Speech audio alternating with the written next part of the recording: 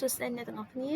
ស្វាគមន៍សាជាថ្មីម្ដងទៀតមកកាន់ការរៀនភាសាចិនថ្ងៃនេះខ្ញុំចែករំលែកអ្នកទាំងអស់គ្នាពីពាក្យភាសាចិនបន្តការពីលើកមុនចាអញ្ចឹងពាក្យទី32គឺយ៉ាងថាជួយហូចាជួយហូមានន័យថាចុងក្រោយឬក៏ក្រោយមកជួយហូចាក្រោយបំផុតចាពាក្យទី33យ៉ាងថាឈីថាផ្សេងចាឬក៏ផ្សេងទៀតឈីថាពាក្យទី34យើងអានថាជីតចាជីតមានថាចាំឬក៏ចំណាំជីតពាក្យទី35យ៉ាងថា画则ចាឬក៏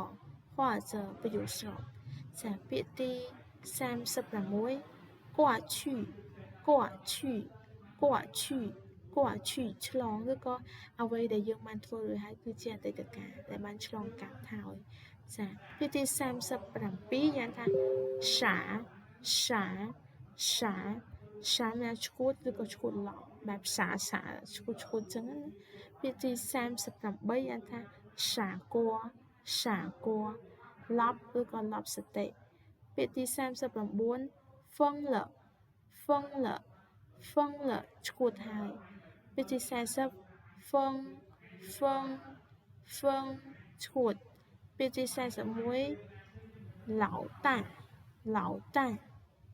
大មេពាក្យទី42以前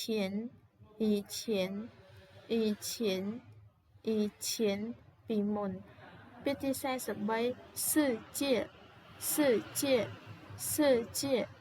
世界ពិភពលោកពាក្យទី44重要សំខាន់ពាក្យទី45别人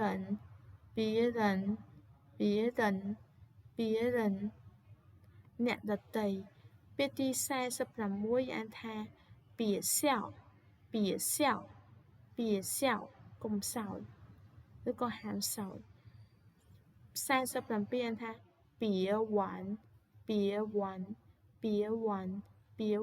កុំលេង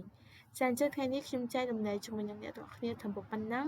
អរគុណសម្រាប់ការទស្សនាសូមជួយចុច like និង share ជួបគ្នានៅវីដេអូក្រោយ下次再见